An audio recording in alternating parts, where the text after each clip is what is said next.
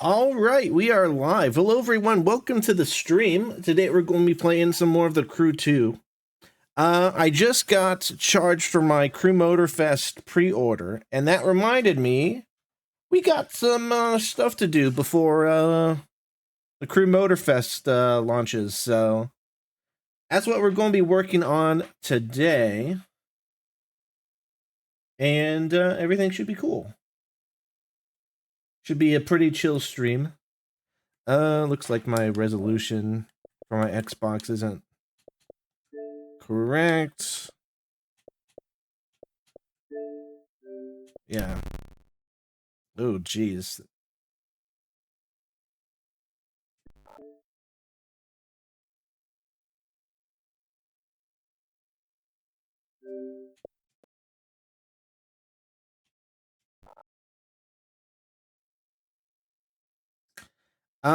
Is a black screen.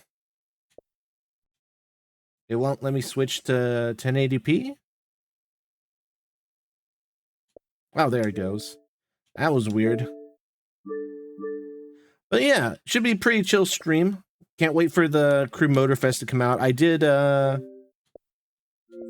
Starfield, but I'm not sure if that's a game that will be streaming, since it's like a single player game and it's a pretty long game, or at least it seems like that. So we'll see. But I'll definitely be streaming the Crew Motorfest when it comes out. So yeah, let's see. Hopefully I didn't miss the end of the season here in the Crew 2. I imagine it would end just when Motorfest comes out, but I don't know. I took a break from it for like a month, so hopefully I'm not too late here.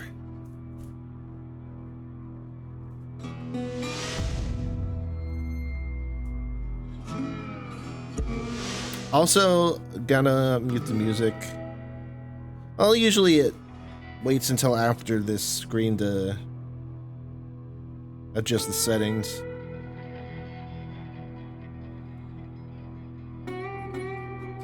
But yeah, we'll see what happens with the Crew Motorfest. Fingers crossed it's not a Riders Republic situation where I love the beta and then just never got into the actual game. We'll turn the voices down a bit.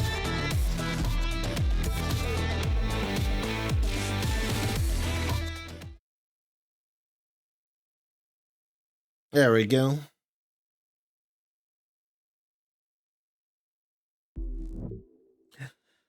Let's see, did I miss the season?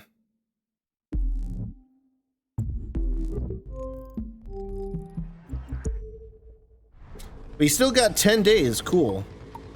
We might actually finish it today because weeks have passed and we should be able to get like some of the weekly challenges done super easily. Escape, speed trap. Should we do that? You know what? First things first. Let's go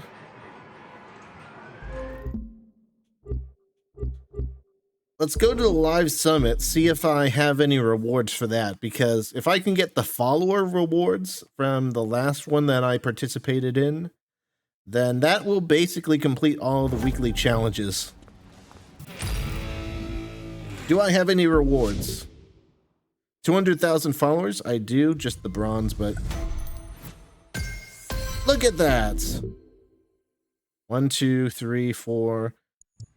It looks like 4 weekly challenges just done because it's like 10,000 followers.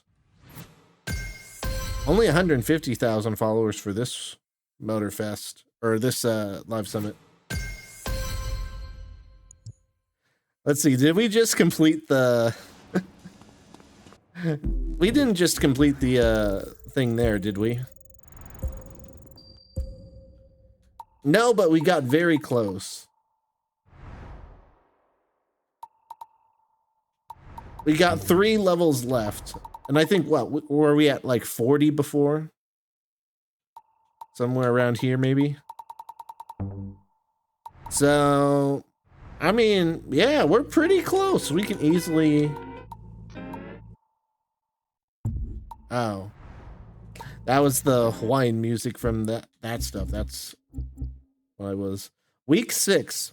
So wait, we still have a weekly challenge. Maybe it just completed week 5. Since it didn't count any of that stuff. So I don't know. We could still very well finish this today. We got Escape, Speed Trap, Alpha GP.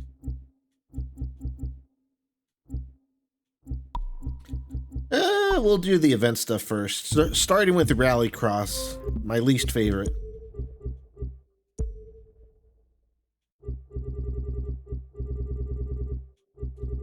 They didn't add anything new. Makes sense because, you know, Crew Motorfest is like 2 weeks away.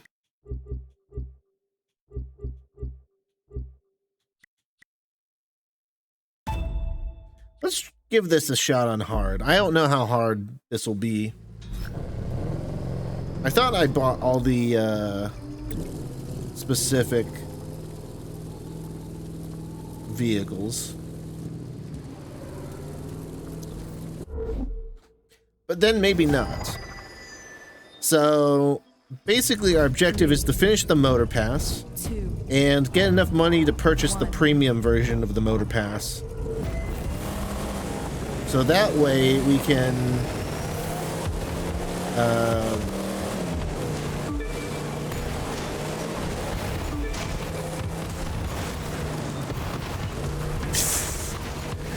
can just basically spend our crew credits on just miscellaneous stuff instead of having to pay for the Motorpass, when we can just easily pay for it with in-game money.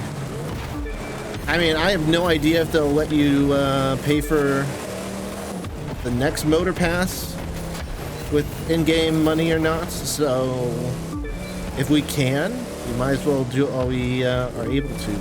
Oh man, that guy's way ahead. Is this gonna be possible?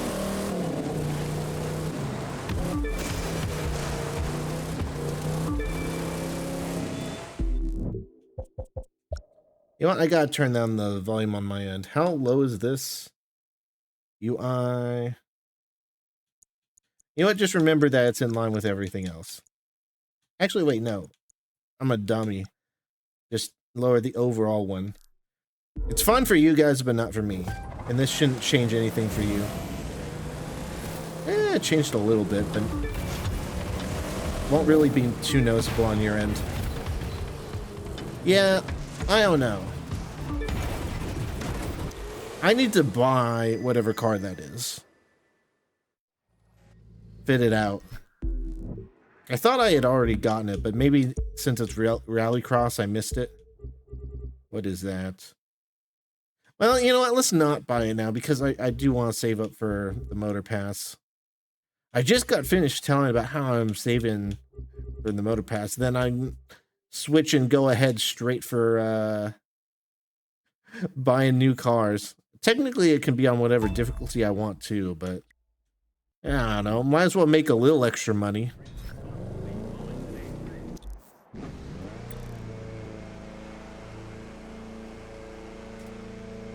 I could probably do this on very hard, but eh.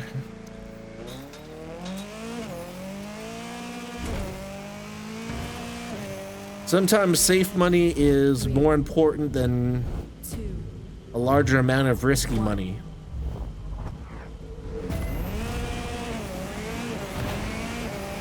Time to Rallycross this one off your list. I mean, it already was, but you do your thing.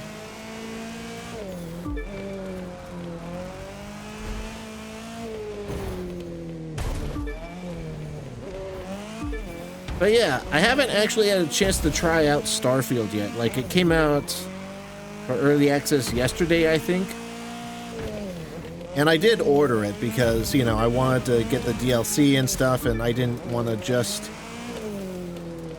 play the game through Game Pass and then buy the DLC. That's just weird. I'd rather just own the game if I'm going to want to end up playing the DLC.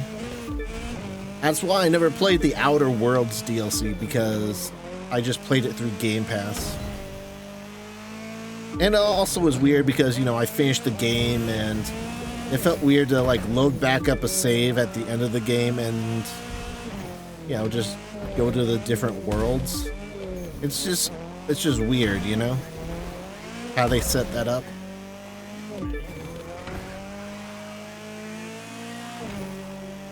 So I don't want that situation, oh my goodness, to happen again with Starfield. So I just outright bought it. And you know, that way I'm sort of with the entire gaming community on this one, kind of like with Cyberpunk. If everyone like ends up hating the game, which seems to not be the case, then you know, I'm right there with them. And I don't know. I put my money into it, is all, I guess. But I've heard some good things about it so far.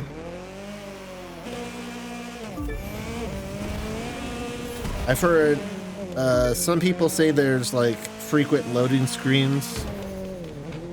Well, there's frequent but short loading screens, which, I don't really mind. I don't really obsess over like no loading screens. Like if a game doesn't have loading screens, that's cool and all, but I mean, if it makes the game better to have loading screens, then why not? Like if they weren't able to have like the scale that they have without loading screens, then I don't know. I don't know what the game program's like. But if this is the best game possible and it has loading screens, then yeah, I'm fine with it.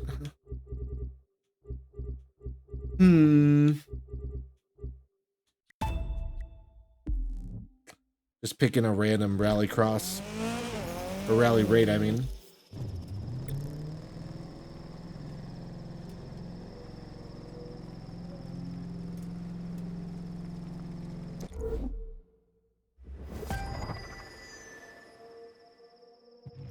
Three, two, one. There we go.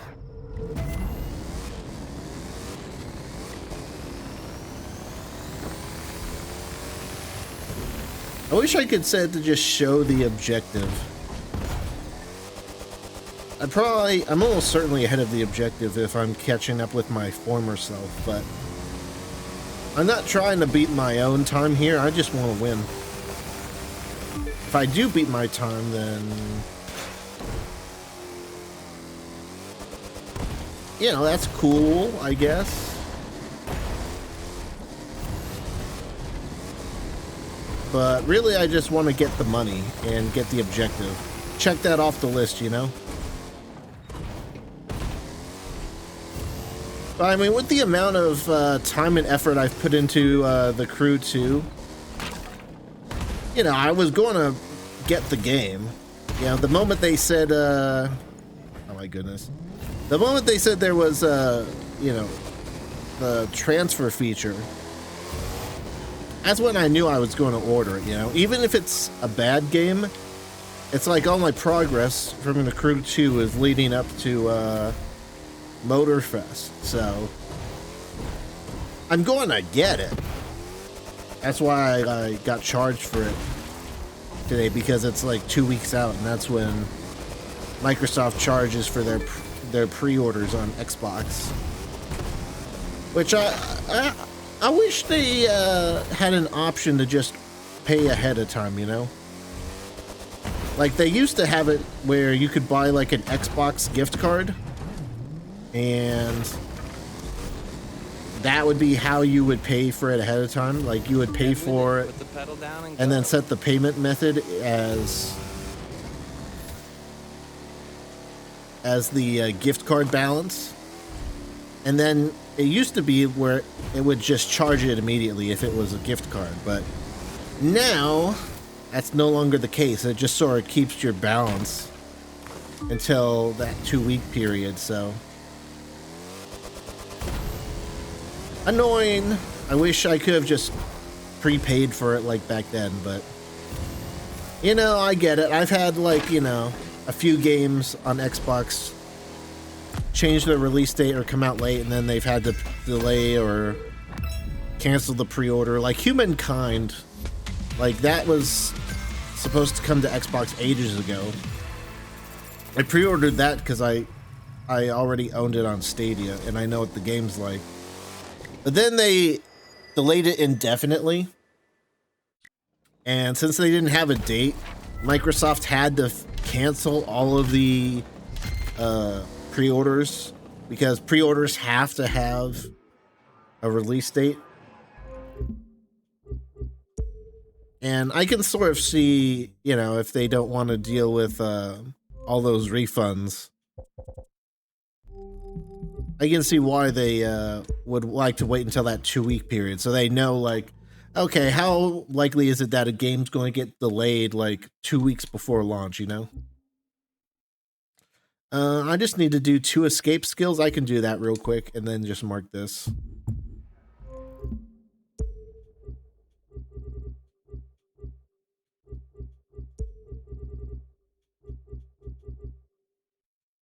Escape. Again, doesn't really matter what my distance is. I just need to beat the objective. If anything, I could just probably turn around.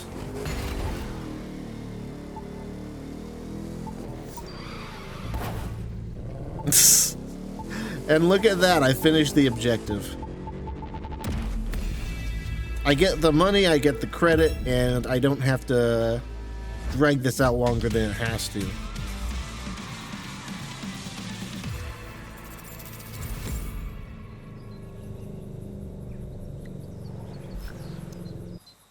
Alright, I just need one more. Escape completed.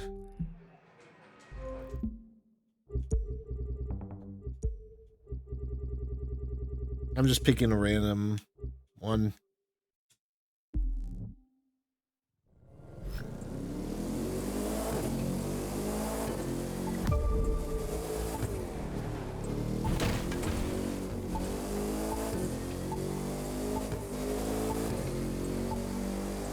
All right, 1,000 yards.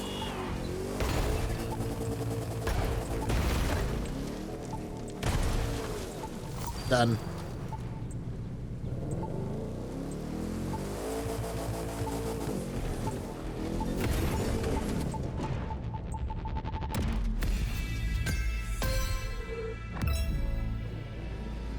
There's the 2 rewards for that.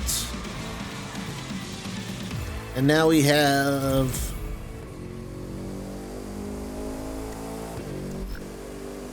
speed traps and Alpha GP. I said I was going to do the events first, but we're already doing the skills, so.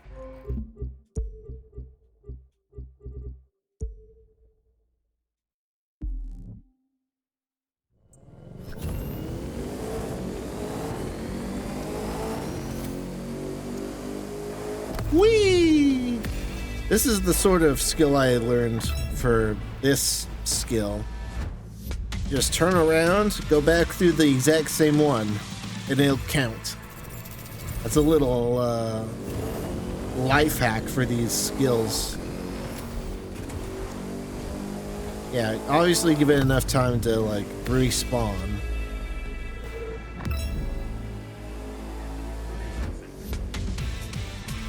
Hey P-Cats, how's it going? You ain't playing Starfield? I don't know if it's a good stream game, because it's single player. You know, people want to avoid spoilers and stuff.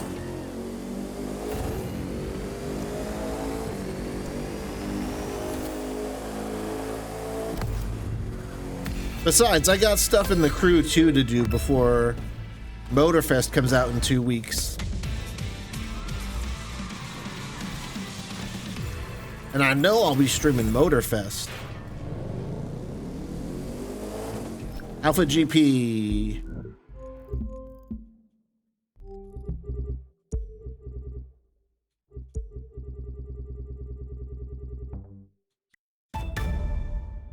Do I dare try Ace? Yeah, sure. I'll try to get extra cash.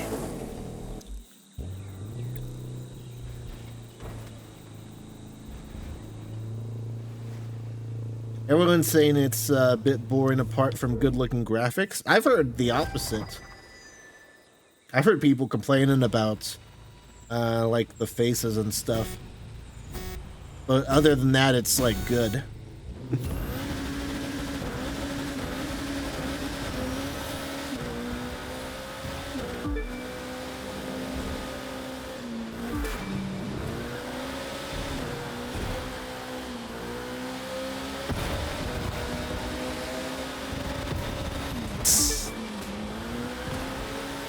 AI is not that good.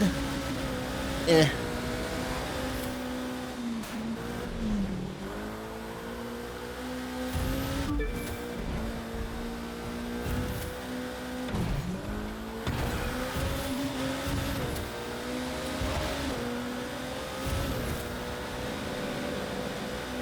Do you know how the how are like the companions?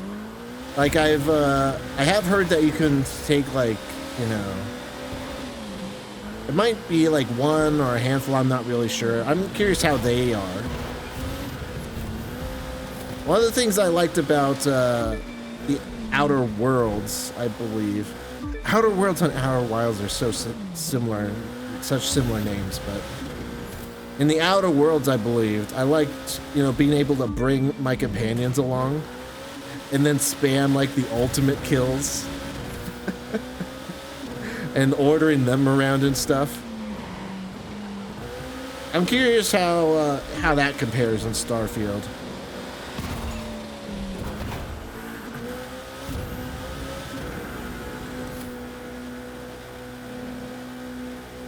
Like, I'm not necessarily going to expect like squad ordering and stuff, but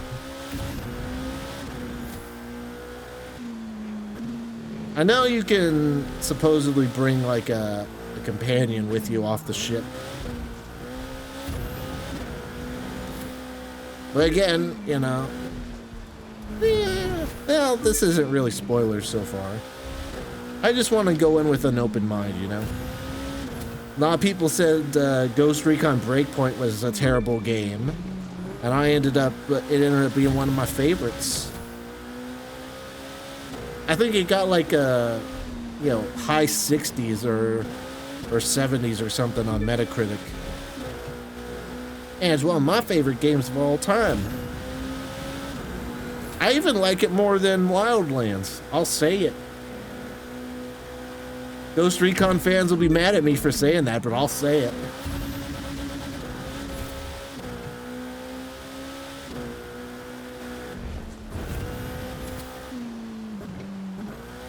You know, what was one thing that I found funny in the Outer Worlds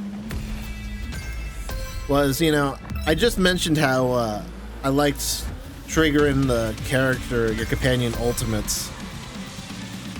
And there's one quest where you meet like one of your companion's parents, and there's like some family drama or whatever. And since you can just order your companions to attack people, I just ordered my companion to attack their parents. And I didn't do nothing, okay? I just said, hey, go attack your parents. They killed their parents, and then they got mad at me for killing their parents. I'm like, I didn't shoot a single bullet at them. You're the one that attacked your parents. You should be mad at yourself.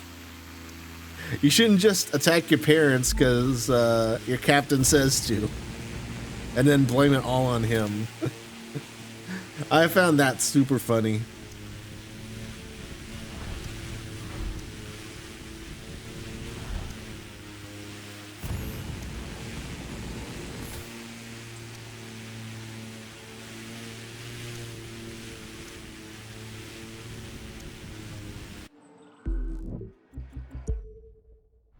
All right, that's all the daily stuff done.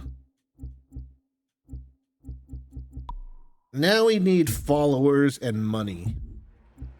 I think we need like 600K. I think it's like 3 million for the motor pass. Oh no, 4 million.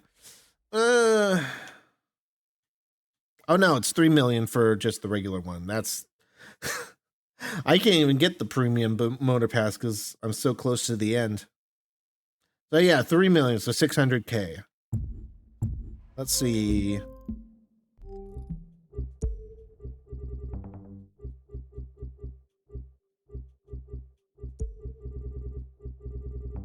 All right, New York's first. Yeah, we could just do a couple New Yorks. Kind of a boring way to like get that last bit of cash and followers, but let's see. Yeah, we just do this twice on Ace. Then that's it. It'll take like an hour, but I mean, it's like at this point, it's an hour of my time versus actually spending paid crew credits. So, and like I said, we don't know if you'll be able to use like in-game money for the motor pass in Motor Fest. So, you know, might as well get the exclusive Motor Pass stuff now while we can just pay for in-game stuff with it.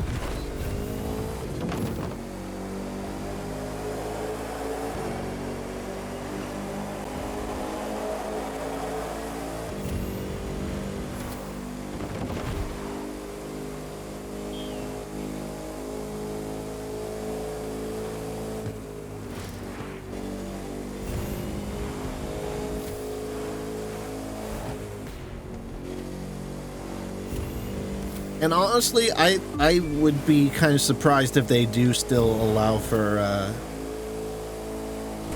you know, paying for the motor pass with in-game money. They're a business, you know, they need to make money.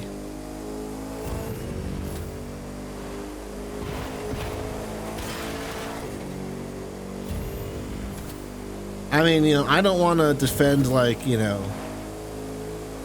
Well, you know what? I'll defend the battle pass system. I think battle passes are fine. They're fine ways to monetize a game. You know? I don't see anything wrong with a motor pass or a battle pass type system. If the value's not there, then the value's not there. And if it's pay to win, then it's pay to win, you know?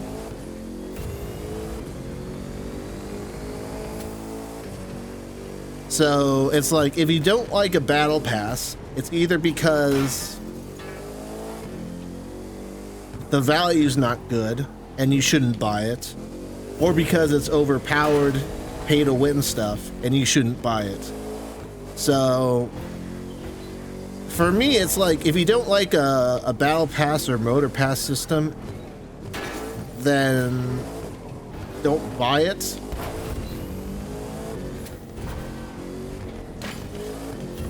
But, you know, the mental gymnastics start when people try to do both, you know? They say, oh, the value's terrible and it's not worth the money.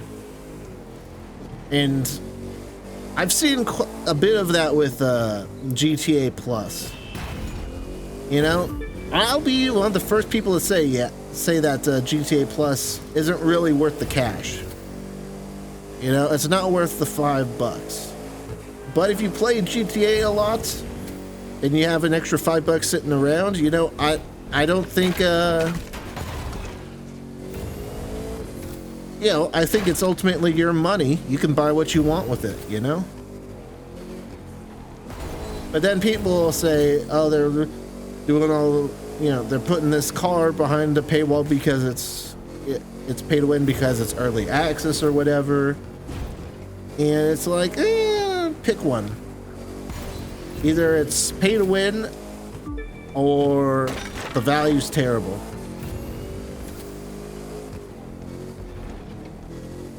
It can't really be both.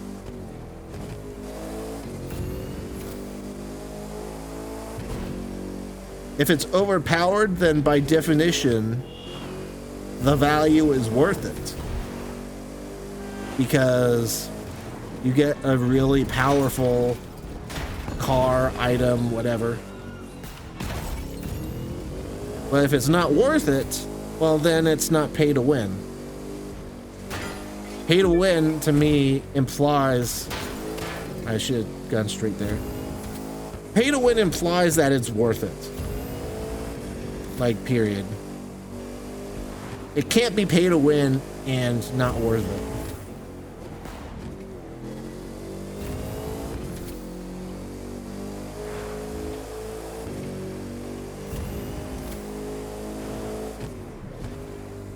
I mean, some people might be like, what about like if they put like a $200, like in real life, $200 supercar in there that's got the best handling, got the best, you know, speed, acceleration, whatever, best car you can possibly imagine. It's basically guaranteed to win every race, but it's $200. Can't that be both? And to me, that's like, no. It's $200 to what? Win races? That's where you argue $200, it's a waste of money. You shouldn't buy it because it's a waste of money. Is it? I don't know. Is it overpowered? I mean, how many people are going to spend $200 on a car to guarantee a win every race, you know? I just don't think you'll ever really see that. It's like the price itself is almost balancing out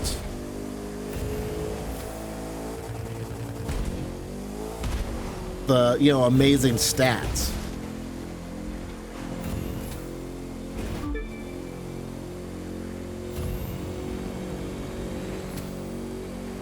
I mean, I can see where you're coming from if you say, oh no, it's still overpowered.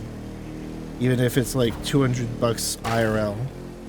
I can see that, but I don't know. To me, there's an inherent, like, worth the money.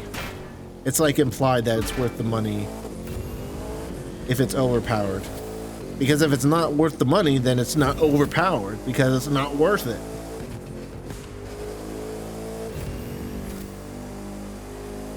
If it was $5 and it was the best car in the game, then yeah, it's overpowered.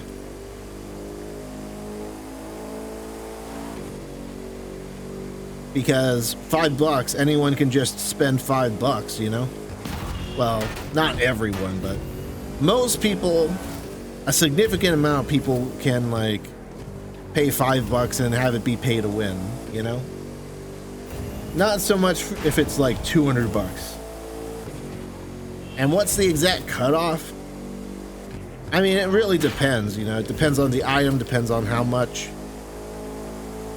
I don't have a specific number, you know, for each potential theoretical item they could add, or vehicle or whatever, but I'm just saying. That's it. I'm just saying. If it's overpowered, then it's worth the money. If it's not overpowered, or if it's not worth it, then it's not overpowered. It's just not worth it. So, yeah, pick one for GTA Plus. I would say it's not worth the money. You know, I think, you know, they've got that exclusive car thing where you can only buy certain cars that they remove from the websites with GTA Plus. Is that pay to win?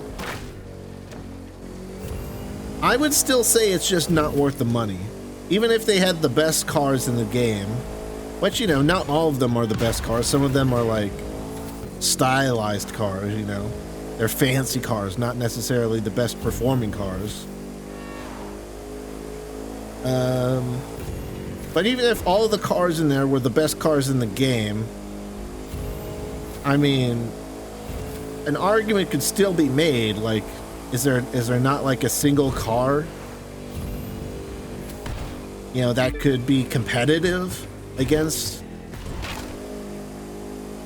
like one of the cars that you need GTA Plus to get.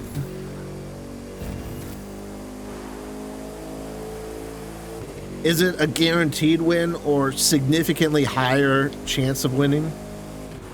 And again, that's if like they filled like the top slots with the best cars in the game, which they aren't necessarily doing. They have supercars in there, but to my knowledge, they're not automatically the best cars in the game.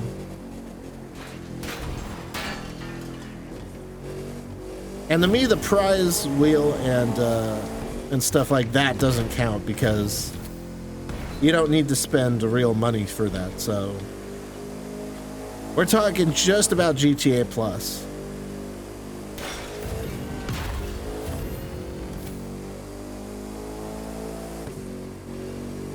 My position with GTA Plus, having said everything that I've said, is it's generally not worth the money. Again, if you're like really in the GTA, that's all you really play, then, and you have like $5 lying around, you know, that's fine. You know, to each their own, you know. But I think for most people, the $5 probably isn't worth the value you get. And again, I've bought GTA Plus, you know. Sometimes I'll be really into GTA Online and I'll spend, you know, $5 just for that month's worth of GTA Plus. But that's only because I'm really into the game and, you know, I got an extra $5 lying around, you know. So for me, in those situations, it's fine. If it's like the past few months have been, where I haven't really been playing GTA Online, then it's not worth it, and I don't pay for it. But that's just how, like, I approach GTA Plus, you know? Your value might be different.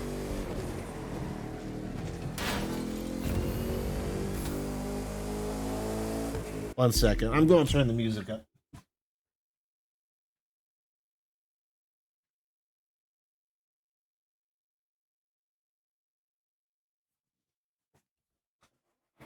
People on the VOD be like, what? There's music? I don't hear no music. That's because it's not recorded to the VOD sound. You have to be watching live to hear it. Because the VODs get uploaded to YouTube. And the VODs need to be safe.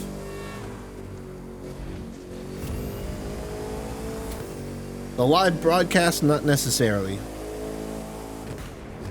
I mean, yes, it does need to be safe, but it's not as important as the VOD.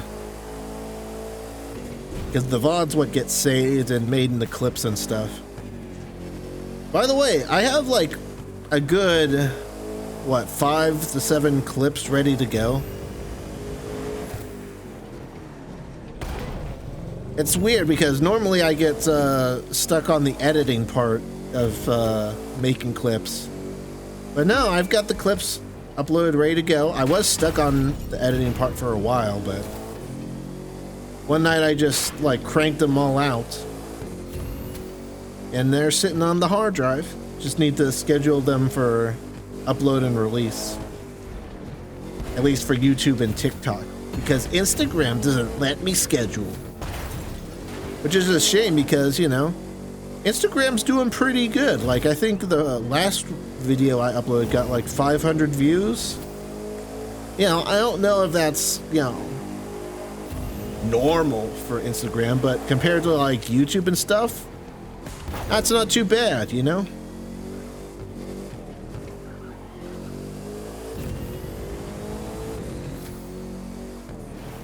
And that clip I'm talking about, I actually lost the original footage from. I downloaded the video from TikTok and re-uploaded it to Instagram. I don't know what happened to that VOD, but I guess I just didn't hang on to it for Instagram's sake. So there's like a TikTok logo on the side. But I mean, I guess people on Instagram are used to that because, I I mean, if it did hurt the video's success on Instagram, it didn't hurt it so much that it prevented it from getting hundreds of views, so I don't know. It's cool seeing, like, you know, my clips and content reaching people on other platforms, you know? Because I've been streaming to Twitch for ages, I've been streaming to YouTube for ages. But, you know, TikTok, Instagram, they're newer, you know? Back in my day, we had Vine, and the only thing you could upload clips to was Twitter. That's not true, but you get what I mean.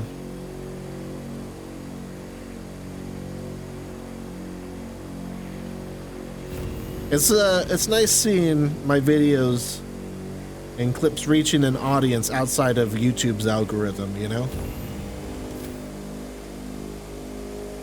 Now, I've tried using Instagram and TikTok, and I don't know, maybe YouTube's just got my number, but the algorithms on Instagram and TikTok don't have it yet, because I don't know, every time I go on those platforms, I see super generic junk that I'm not interested in, and every time I go on YouTube Shorts, I always find a bunch of stuff that I'm interested in, whether it be TF2 or you know, people who mainly do shorts whose videos I've liked. Like YouTube's got my number in terms of short form content that I like. TikTok and Instagram not so much. And I don't know how long it takes to train those algorithms to your specific tastes, but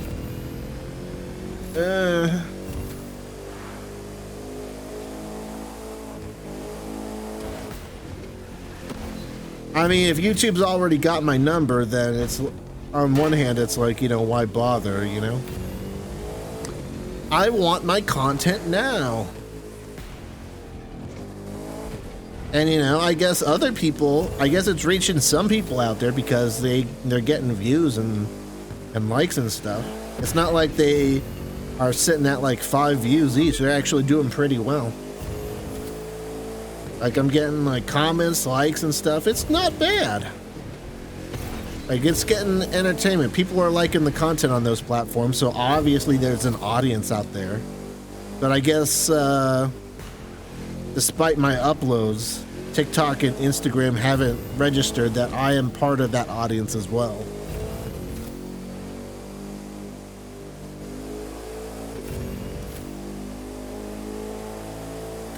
Oh well, their loss. Same kind of goes for YouTube music as well. It's like, yeah, I listen to a bunch of music on YouTube because, you know, I have YouTube Premium. YouTube Music is free with that.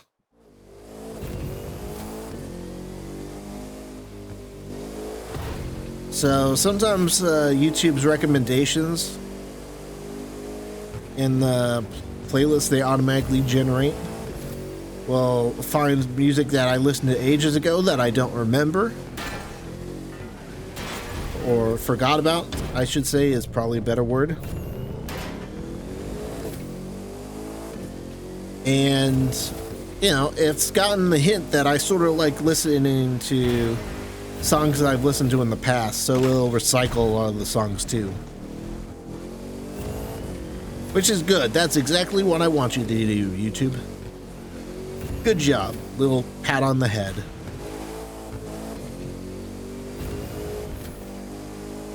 But yeah, you know, algorithm can be weird. Don't get me wrong. We've all been in those situations where we'll go to a random video in our feed and the comments will be like, oh, the YouTube algorithm brought us here all today. But, you know, overall, YouTube's algorithm's really good.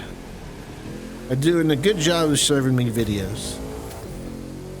And I suspect that, you know, those shorts algorithms and those music algorithms And video algorithms sort of can combine together to, you know, get one master thing of, one master profile, you know?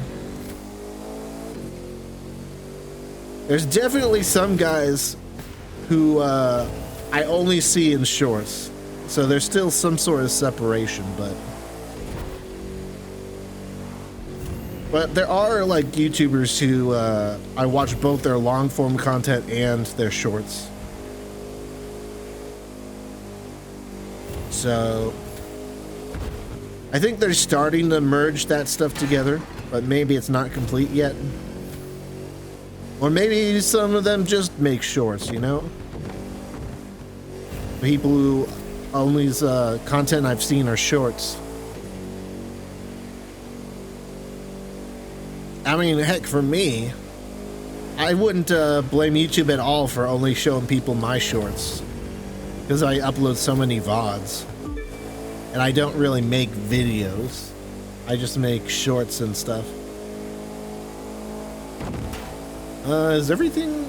Oh, it's just a hill. I thought it wasn't loading in for a sec, because I didn't see the ground.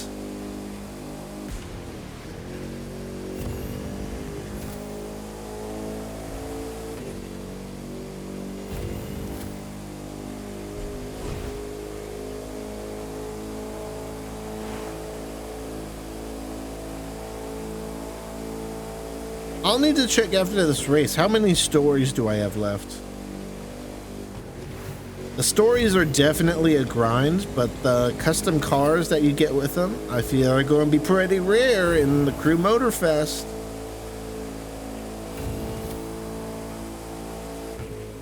People will be like, hey, where'd you get that sick car? Crew 2, baby. Do an hour-and-a-half long story.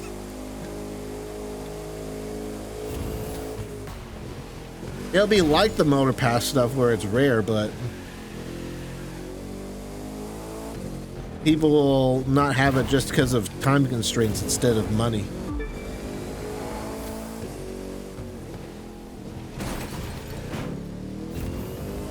Because, yeah, those stories do get,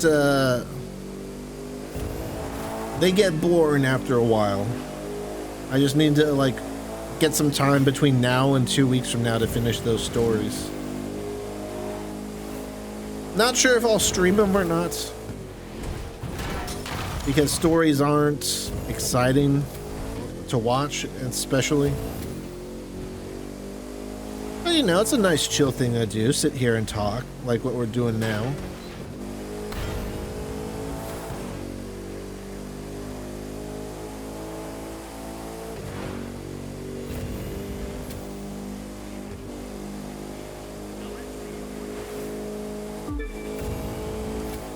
I wonder if there's any custom races that pay more than New York for the same distance. I think they definitely pay less than actual ones. But I haven't really had a chance to experiment with the user-made ones because, you know, we want to grind, you know? We're getting those...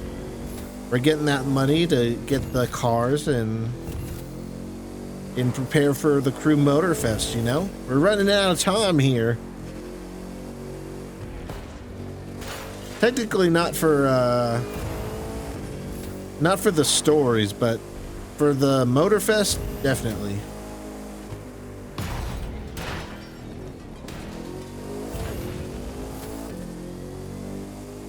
I'm a little surprised that they said officially this is the last motor pass for the Crew 2.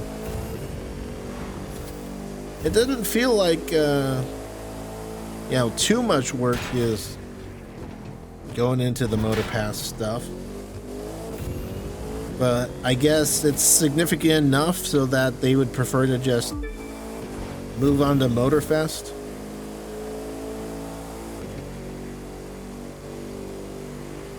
Hopefully, I don't know, hopefully the map just doesn't, like, get tiring. I've said this before, but I just really hope that Honolulu doesn't, like, get boring. Like, the Crew 2, you've got your common places, but there's like an entire landmass to explore. And with Motorfest, yeah, you've got like, you know, potential island expansions in the future, but it's never going to be at the scale as the Crew 2. So hopefully you just don't like get tired of it super easily. I mean, thinking about their Battle Royale mode, like imagine if that was in the Crew 2 and then you just sort of randomize the location. That would never get old. You'd never have like a Battle Royale in the same area. But on just Honolulu, in just Hawaii, not necessarily.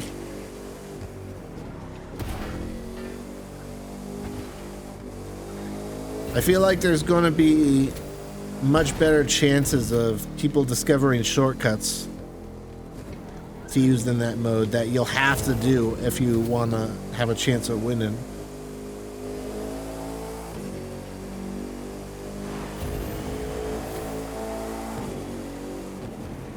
But you know, we'll go with an open mind, and hey, if you know what, if PvP becomes stale, then screw it. Again, though, hopefully they've got enough story content for ages.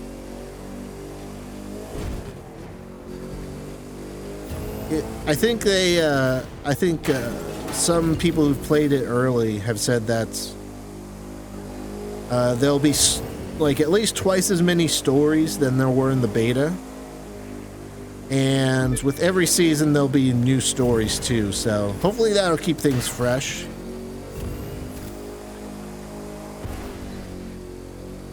Because that's like, you know, the thing I've been into the most is doing the events and stuff, you know, in the Crew 2. Like playing the different races and whatnot. I also hope they have a way of like picking individual races as well. Like in a menu, I mean. Because we got the playlists, and I believe you can drive to the areas after the fact to do them individually with different settings, which I never had a chance to even touch in the beta, so that'll probably extend how much I'll be excited to play the game when it comes out. But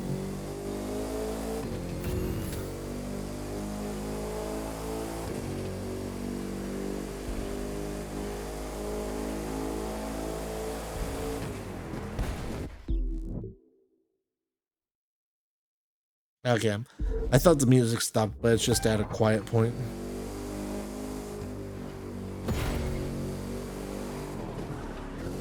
People on the VOD be like, I didn't hear no music. You lying to me. To which I say, follow me on Twitch. Twitch.tv/GrandNoodleLite. Link in the description.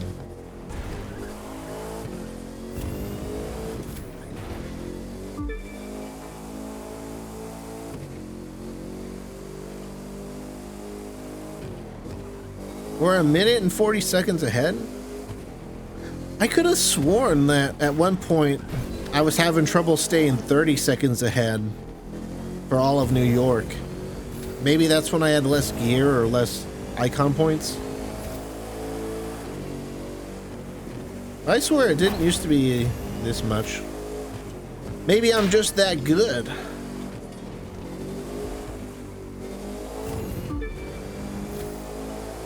I know there's plenty of shortcuts I'm not taking, but whatever.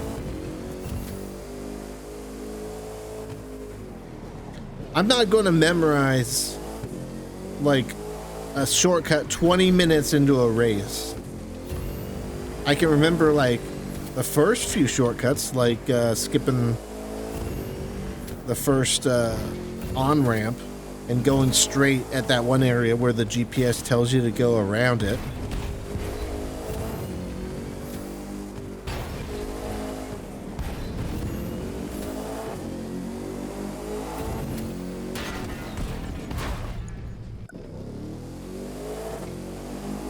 But I'm not going to be able to remember to like turn out a tree and go off a cliff at a certain point 18 minutes into the race, you know? That's too long to keep that in my brain. Especially if I'm talking, trying to think of other stuff.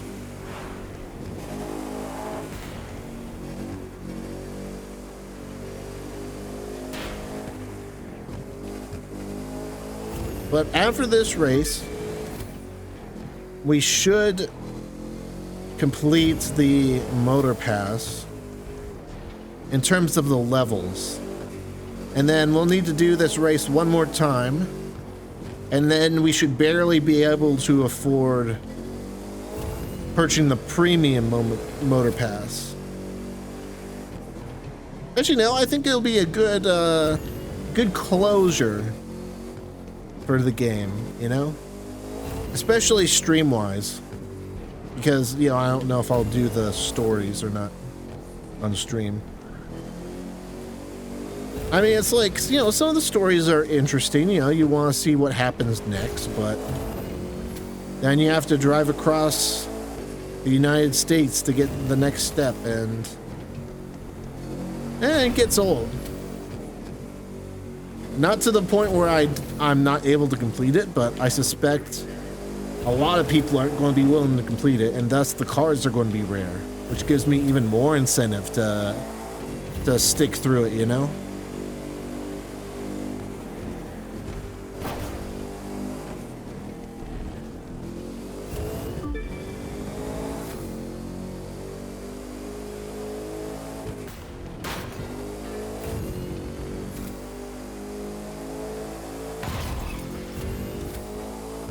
We're at the 30-minute mark.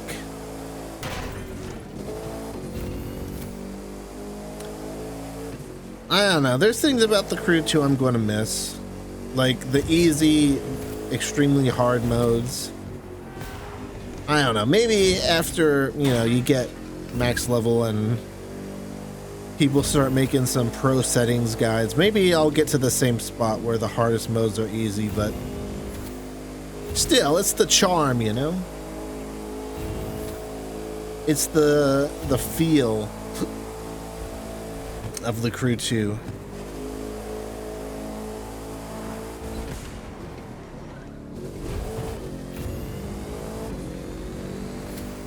But, you know, I'm going to miss it, you know? Crew 2, Ghost Recon, Division 2. Like, those games are a vibe, man. Like, those are our Stadia vibes from the Stadia days. Like, I was jamming with, you know, some Division 2, doing some Ghost Recon, and hopping into the Crew 2, which felt right at home out on Stadia. It's a shame that, you know, we can't progress that save data, but even if we could, I'd probably choose my Xbox save at this point. I will miss my car, my hypercar that I got from the Motorpass, but unfortunate. I've done plenty of Motorpasses on Xbox too, so it's not like I wouldn't lose everything by choosing the Stadia save over Xbox.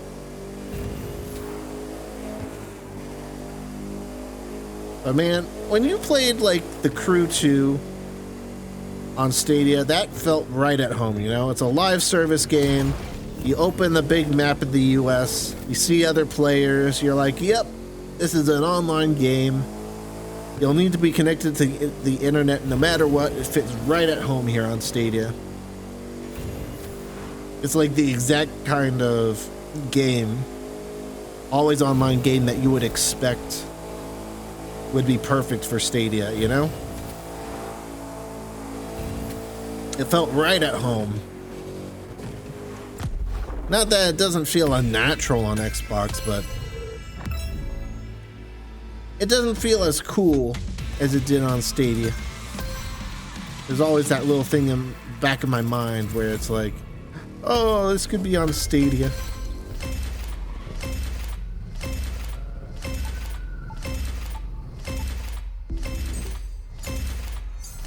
Whew, look at all them parts.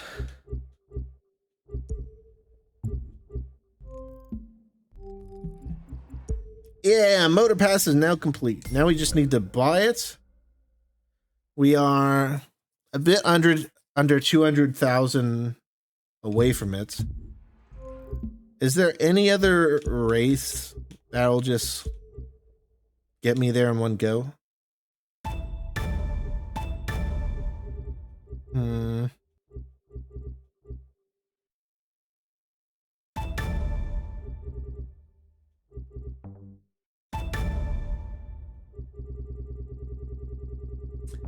I mean, I could do like Detroit, Dallas.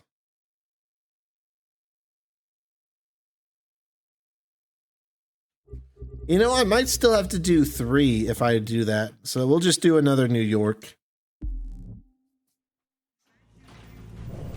Oh well, it'll be the last New York I basically have to do, you know.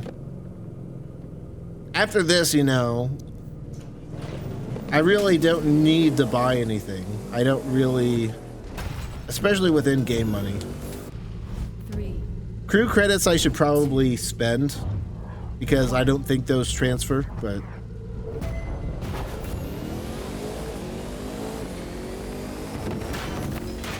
in-game money, I think I'm pretty set in terms of what I, you know, want to purchase for the crew too. You know, we'll make money over in Hawaii, you know. We're not just going to be sitting there. We'll be making cash.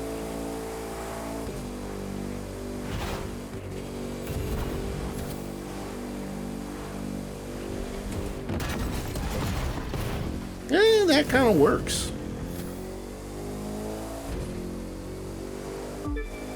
We'll have like a good and proper nighttime that's not super short. I do really like the boosts and stuff in Motorfest. It's not as grippy as the Crew 2, but it's not like so slippery that it's like Forza Horizon level slippery. It's exactly, you know, if they had to make it a bit more realistic, it's sort of at the point where I, you know, if they were going to make it more realistic, then that's good enough. See, look, I remember that shortcut.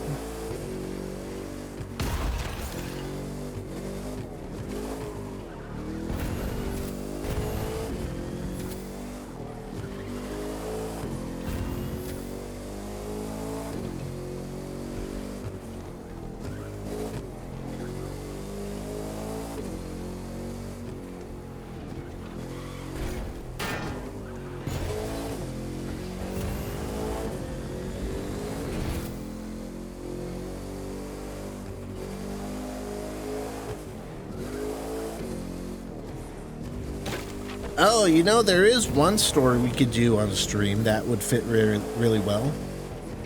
There's like one that's Road to Maui or whatever. So we could totally do that. Maybe we'll do that tomorrow. I don't know how long that'll take. I mean, just these 2 races will take like an hour to complete. So I don't think it'll be a half an hour. Usually the stories take a while, but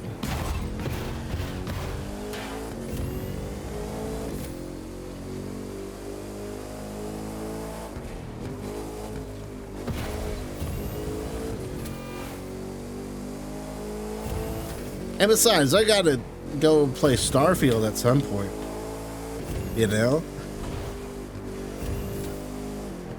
Can't spend all my time playing the Crew 2. Gotta make my pre-order, you know, for the early access worth it, you know? I didn't get it just for early access, but I got the premium edition because I wanted to buy, like, you know, the DLC and stuff that's coming later, so I was like, might as well get that. I don't remember if I got, there's like, I think there was like a few different versions. One with the deal. Usually with pre-orders, there's always like the regular version, which is just the game. Then there's, I forgot that shortcut again. Then there's one with the DLC, like the future DLC bundled in, and then there's one with the bundled DLC plus some extra stuff. I forget which one I got, but I know I definitely got the DLC, so I didn't get the standard version. If I was just going to get the standard version, well, then I would have just played it on Game Pass. But I want the DLC too, and I don't want to just own the DLC and essentially rent the game from Game Pass, so buy the, I don't know, deluxe edition is what I did.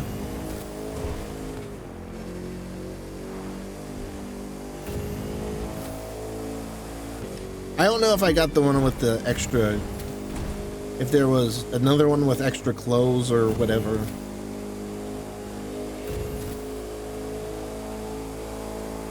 I know I didn't get the physical collector's one because that thing sold out super fast. The one with the special physical watch and the pin. I mean, it looked nice and all, but I mean, it's it's a watch, you know? I don't even really like watches, and if I did, I'd probably get like an Apple Watch. I've tried, you know, Android watches in the past and never really clicked, you know? I don't like the strap around my wrist, you know? Either it's loose so it's dangling and moving around and shifting around on my arm, which is annoying, or it's so tight that it's constricting, and it feels weird to like move my arm around, which I don't like. Either you deal with the weird feeling from your movement being restricted, which I think is needed for like some of the heart rate stuff or whatever, or you wear it so loose that the fact that it dangles around is annoying.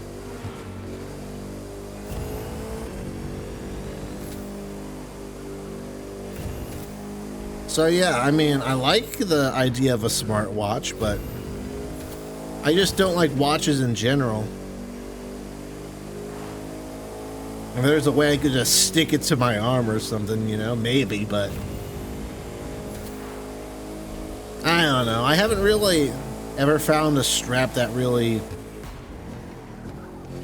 fits that problem, you know?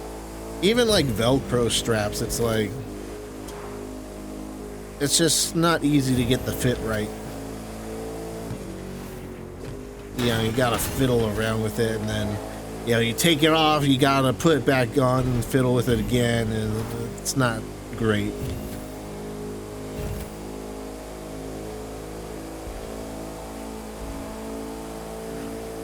And all that for what? Stuff that your smartphone does anyway?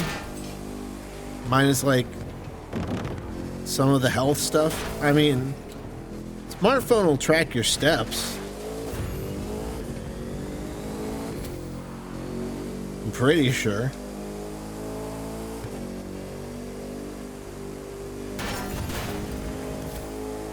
Yeah, I'm pretty sure that's the case. I'm sure you could get it to do that. Especially with like an iPhone. Android, you might need to give an app special permissions to stay on in the background. I'm not sure how that works. I've never tried it, but I would assume you can.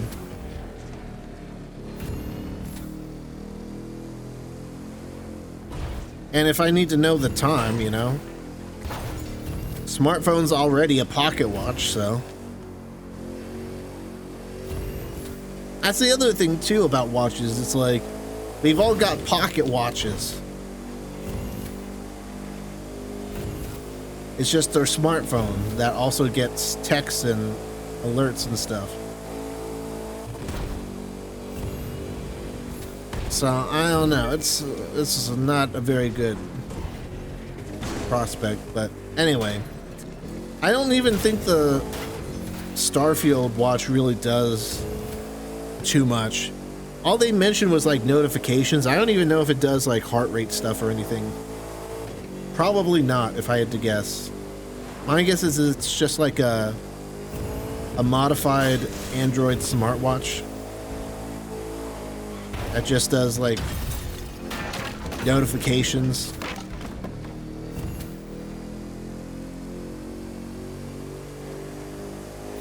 But you know, even then I would imagine like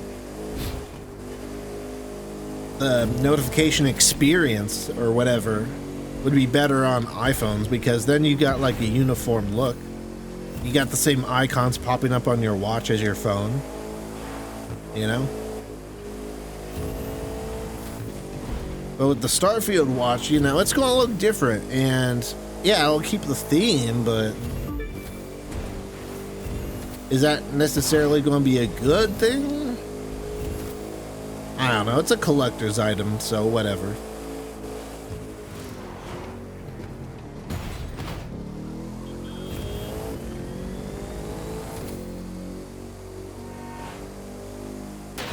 But even then, I heard it sold out pretty fast.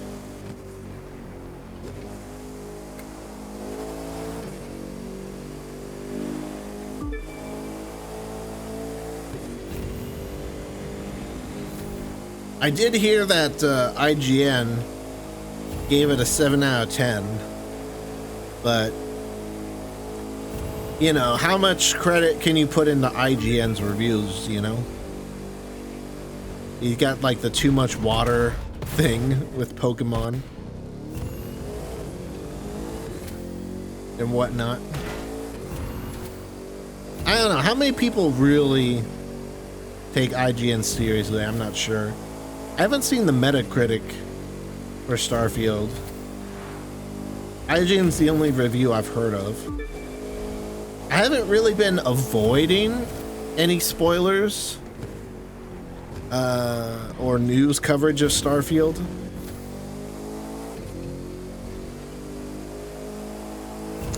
All I've just heard like a few things here and there. The only time I've actively avoided it is like people streaming Starfield, because, you know, obviously spoilers and stuff.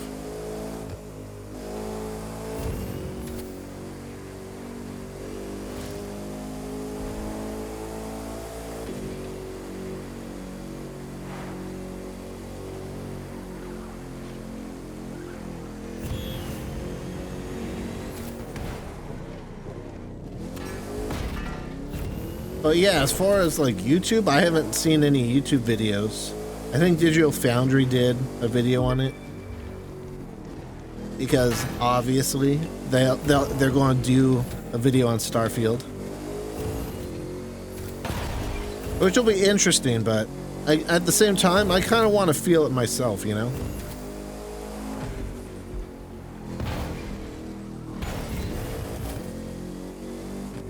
So I don't know. I want to experience it myself with an open mind, you know? Like, so if some people are saying that the AI sucks, I mean, is it worse than, like, Far Cry 5? Is it, like, absolutely stupid? Like, what kind of stupid are we talking about here? I mean, video game AI hasn't been particularly strong. Is it worse than Skyrim? I would hope not.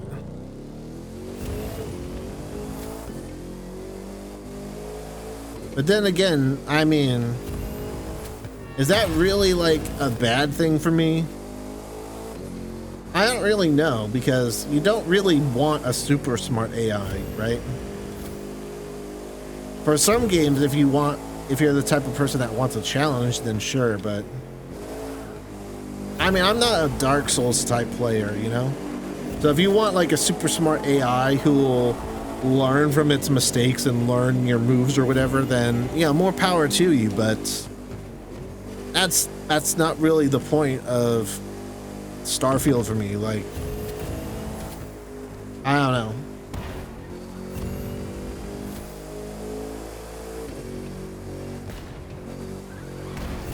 I'm curious about the wanted system. I think that's the main thing I want to know about.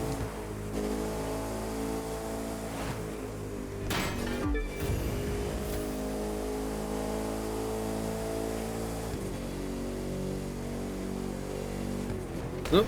We saw something in the trailer where you get scanned for contraband. You know, I assume there's going to be ways around that. But what happens if you are found to be carrying contraband? Is there any consequences for carrying out piracy, even if no one's around? Is it going to be like a Red Dead type of thing where, you know, even if you're all by yourself, you'll somehow get wanted by someone on the other side of the planet, you know? That's sort of the questions I'm thinking of. Like, how much of a pain is it to commit illegal acts? Whether they're part of the story or not, you know?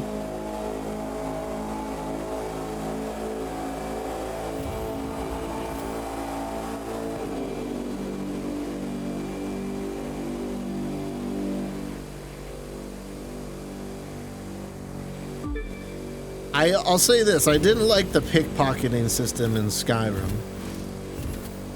It always felt like, you know, well, I never maxed out pickpocketing, so there's that, but it always seemed hard to like pickpocket because, I don't know, it's like in XCOM, you'd have like a 90% chance of success and then like it would fail for some reason. And if you load a save, then somehow it would succeed that time. So, yeah, I wasn't really a fan of that, but I'm not really, that's not really, again, not really my goal in Starfield. I guess the question is, what is my goal? I just want to see the story, really. I think it would be cool to like take over ships and stuff. What I hope you can do is sell ships you capture. Like, you know, if you could, they said you could send a ship you take over to your fleet. But I think that would be cool to just sell it. Like if you were just a full-on pirate, just took over ships and sold them. I mean, they're obviously going to have a benefit, I would imagine, if you know, they allow you to do that. They're not going to give you the exact same amount of resources for blowing up ships as it would like raiding them and taking them over.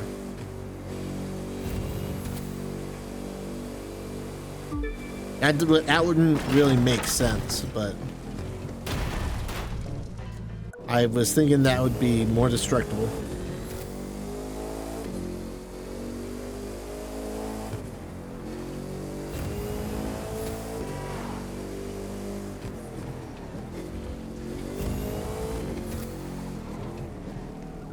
But I think that would be cool, just taking over ships, fighting people. Getting into situations.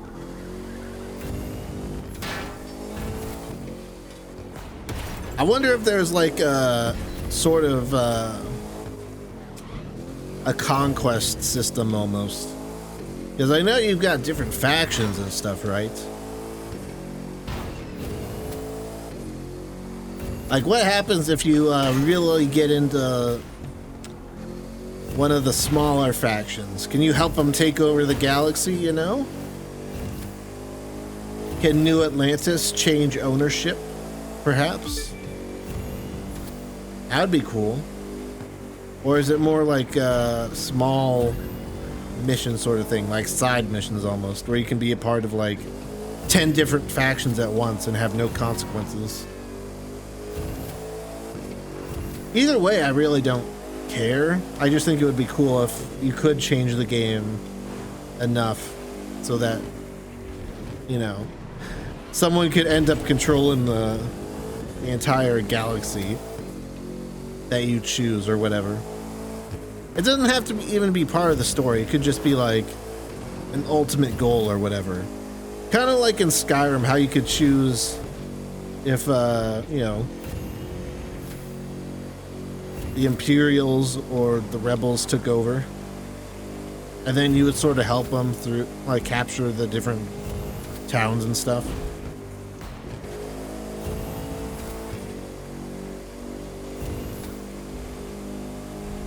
Like that, but on a grander scale would be pretty cool. Ow.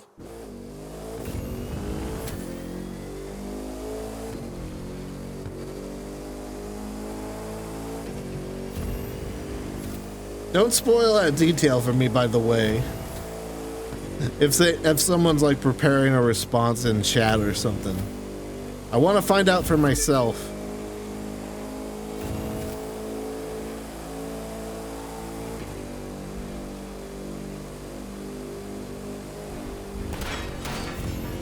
But I'm just saying, you know, they've got these massive battleships.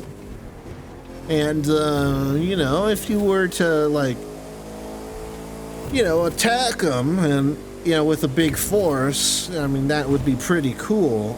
I'm just saying.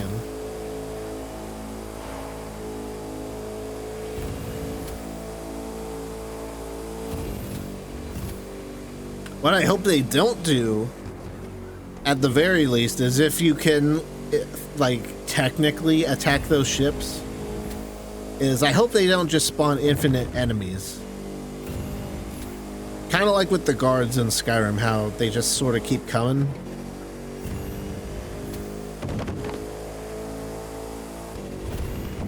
Even if the only reward is to just see everyone dead, and you don't get, like, money or anything for, or you know, resources for capturing it, like, I hope it's not just like an infinite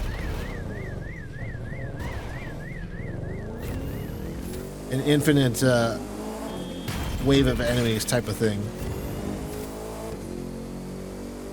Again, don't answer me if that's the case or not. I wouldn't be surprised if that was the case, especially if you are wanted like on a planet or something. And, you know, it kind of makes sense, you know? You got an entire planet's worth of cops that can come after you.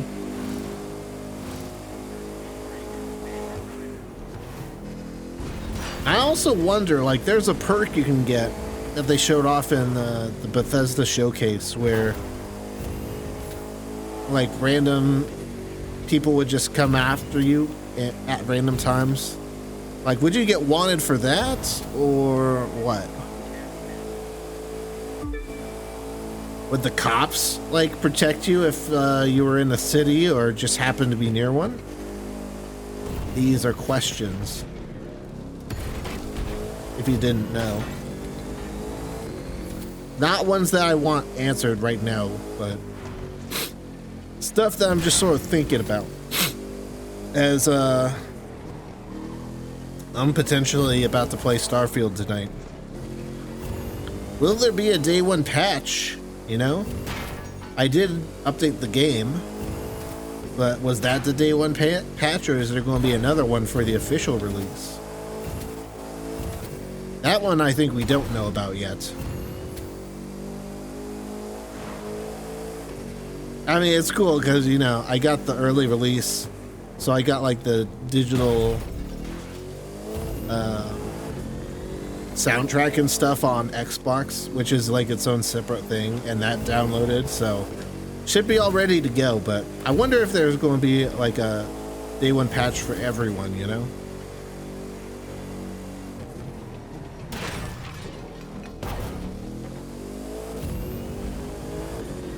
I'd be shocked if they did like nothing between now and release.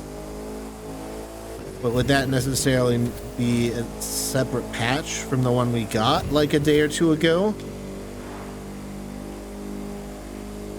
Hard to say.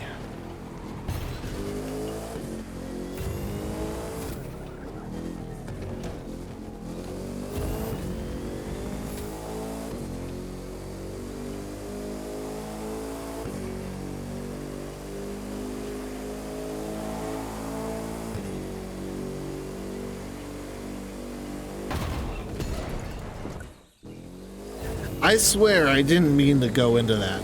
It kind of looked like I was trying to steer into it, but I swear I wasn't.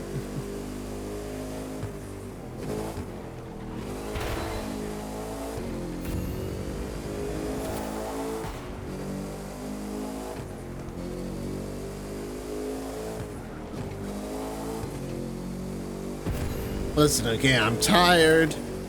We got, we've just done 2 New Yorks back to back. The grind for cash. We've gotten the final Motorpass completed. We just need to buy it to get all the awards and all the stuff. And this is like the one going to be one of the best ones to get because it's all Hawaii themed. And you know, the next game's in Hawaii, so kind of important to get like the Hawaii themed stuff in this Motorpass. It'll be cool to have some unique Hawaiian decorations for your car and stuff. I mean, who knows if they'll make this Motorpass stuff available in Motorfest at a later date. But,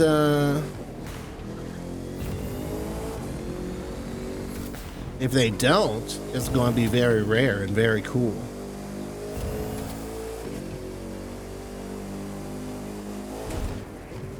And it's crossplay, so it'll almost certainly feel more alive than the Crew 2 does. So theoretically, you know, if everything goes fine, it should have a longer lifespan than the Crew 2, in theory.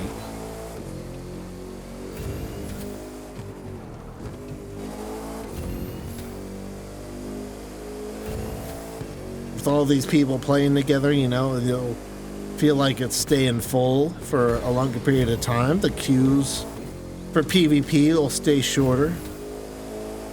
Hopefully, you know, mods and stuff don't become a huge issue.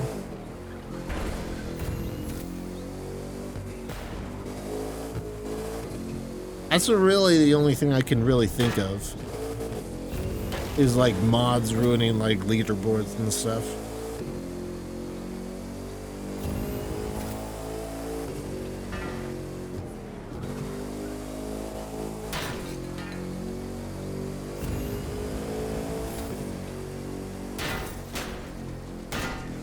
I'm trying to get back on the road, I swear.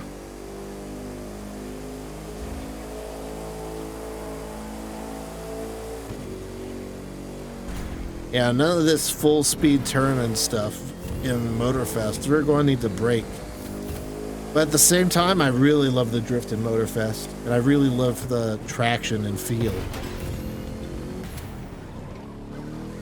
Which I didn't think I would because I don't really like Forza Horizon's drifting. But you know what?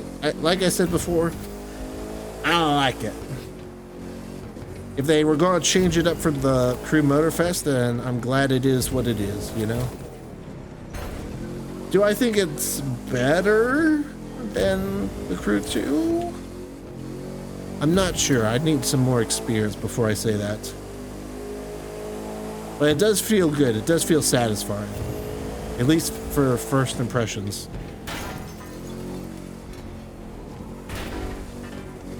I mean, I've only played the beta, so I'm no expert yet, but especially in like some of the other disciplines.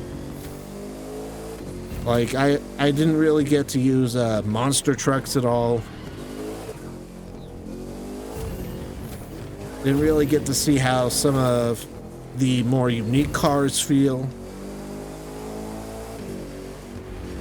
And you know, of course, no pro settings or or gear, that could all affect it too.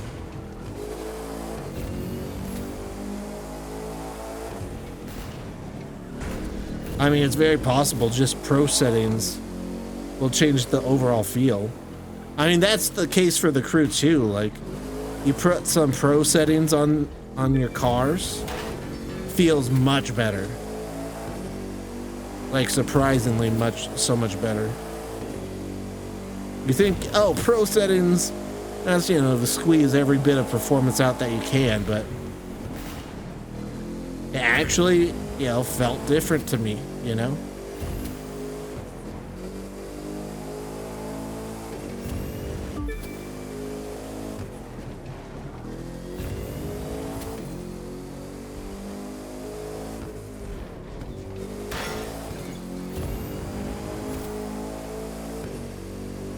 So yeah, we'll need to see if it holds our attention, if it starts to feel boring playing on the same map. Hopefully they do more themed races, like the retro video game events in the Crew 2 here, and the Japanese themed events. That can help keep things fresh for the same map.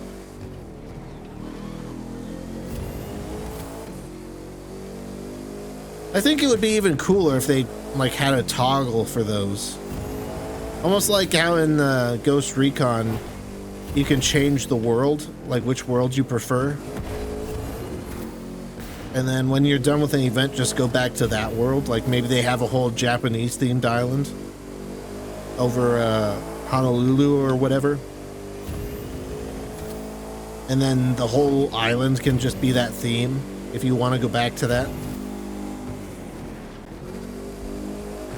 But I don't know, maybe if Halloween comes around and there's like a Halloween event, then you need to switch back to the standard map.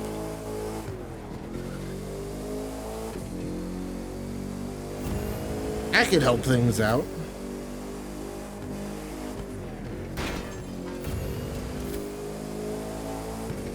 And you know, again, with the playlists, I do like, you know, learning about, you know, the Hawaii and the playlists and stuff, but not while I'm streaming. So maybe there'll be a toggle for that. So I'll turn it off. Whee! That was a mistake. I'm going straight up.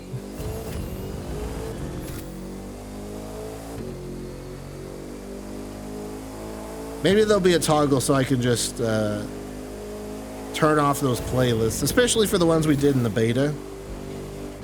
And then maybe I can go through them later or something.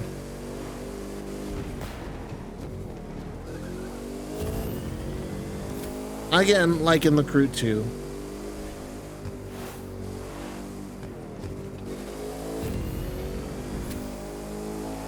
But I mean, even the Crew 2 didn't have that much talking, jeez. My prediction is still gonna be that people like RT Game, Call Me Kevin are gonna totally make videos calling the Crew Motorfest out for its cringe dialogue and stuff. Not saying it deserves it or not. It probably does deserve it. I'm just saying, I can see the future. I see that happening. They'll do like one video about it where, yeah, they point out how cringy the dialogue is. That's still gonna be my prediction. That's my prediction, and I'm sticking to it.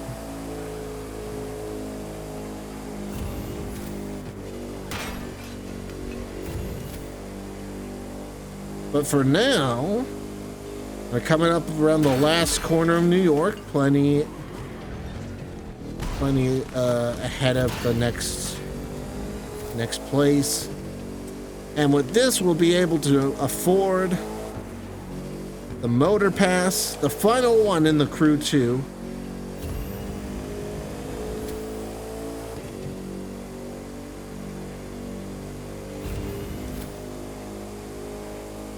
And take one massive step towards being ready for the Crew Motorfest. After this, it's just the stories and unlocking the unique cars in there.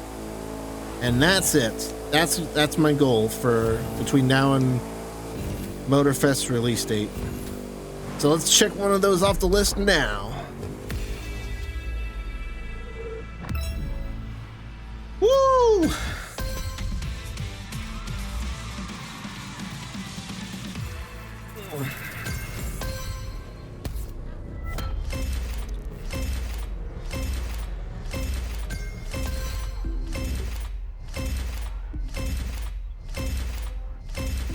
Oh, nice. We got out before it started snowing.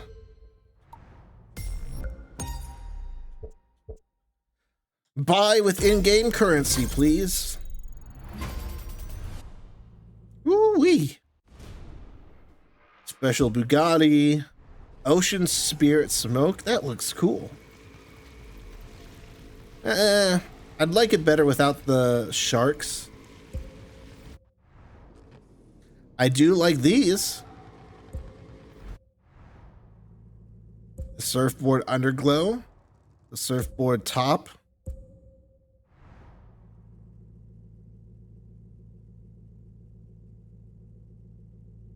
I can't hear that horn, but it sounds like it would be cool. This is That's cool. Spitting water out of the exhaust. Mustang Lime Edition, okay. Tasty shrimps, yeah. That's a cool smoke. Lines, okay.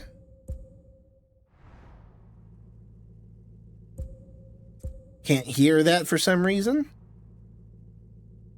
Another Hawaii totem themed thing. The Camaro RS Ghost Edition. The Tiki wheels. That's that looks dizzying.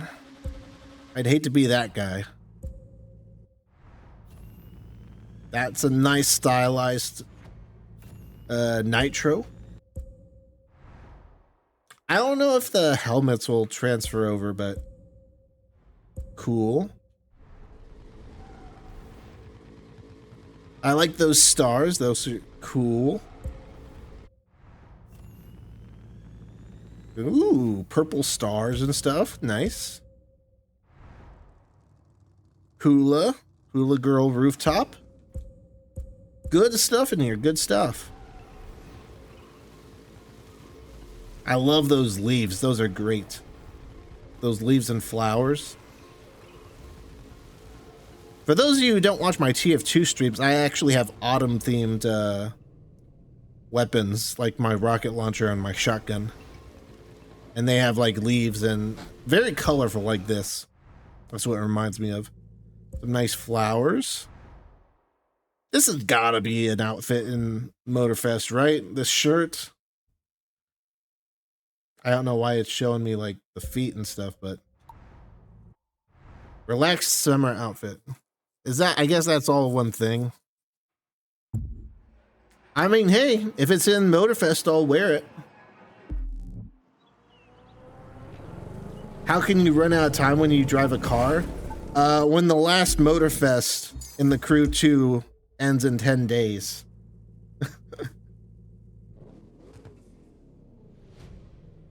Also time trials. But hey, we just unlocked it and finished it, so we're good. Well, actually the turbo and parts don't transfer to Motorfest. It's mainly the cars that transfer and the cosmetic stuff. Like I don't know, this underglow, for example.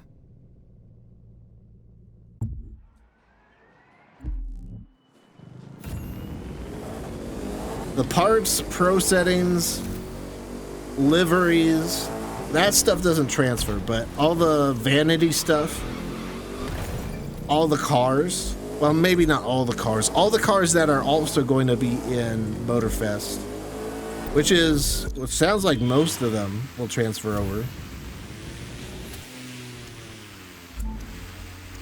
But, you know, I might need to repaint the ones that do and stuff.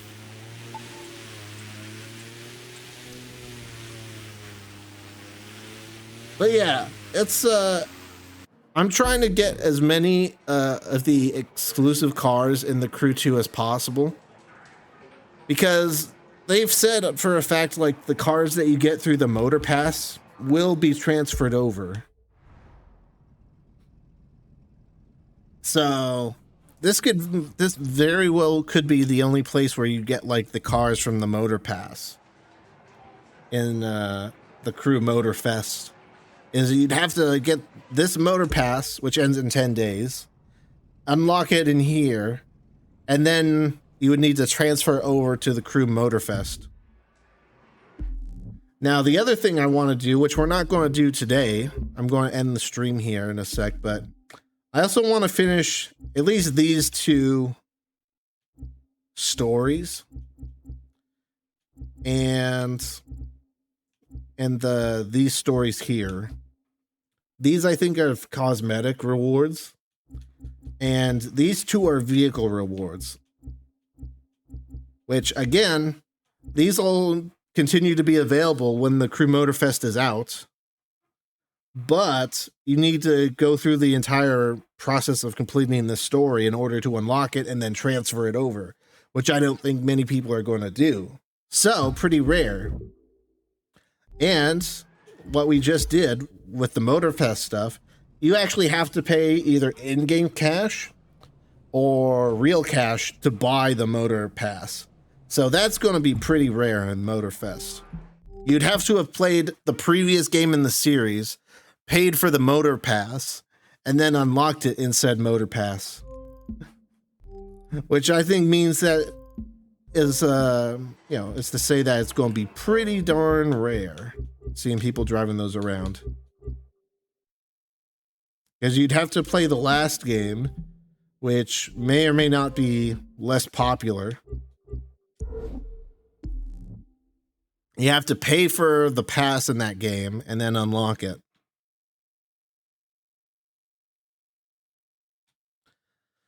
All right, let's see. I just want to see what's in the store here. There's anything I want to buy with the crew credits. Unlimited power. What's in here? Some spike smoke. Spike underglow. Eh.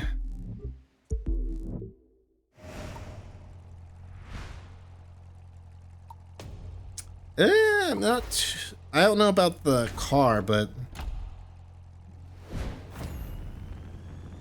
it does look like a pretty good underglow. Cyan. Pulse Performance Nitro. That could go well with like a blue car look.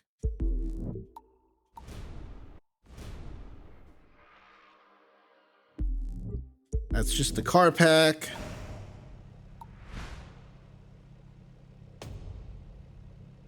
Actually, yeah, this is the Motorfest pack. I'm not sure if this will be in Motorfest. I would assume it would, since it's all Motorfest themed, but that'd be kind of weird if this was the only place to buy this and then you transfer it over. That's only 26. 224. Well, I'd need to spend more to like afford these other ones. So, you know, I'll get the welcome pack since it has like these Motorfest themed stuff. And it's got this special Mazda Motorfest themed car.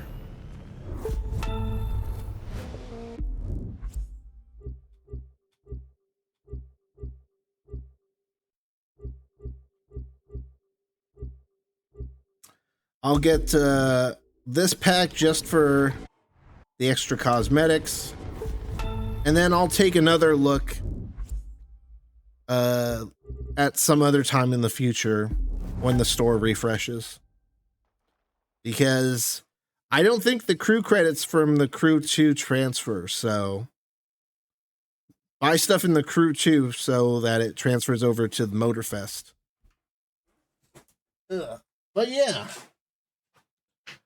I think that's going to be where we end the stream for today.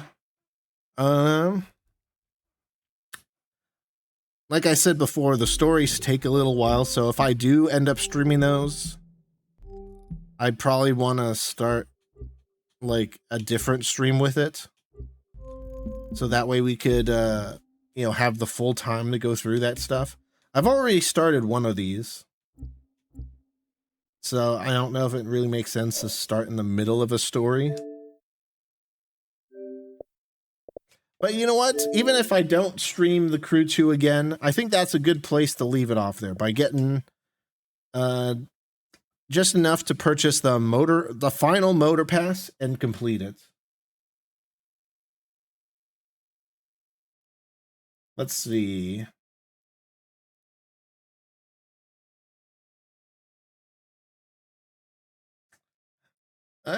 Yeah. That's going to be the plan, but that's it for today, guys. I'd like to thank you all for coming by and watching the stream. I do appreciate it. If you enjoyed, hit that follow button if you haven't already.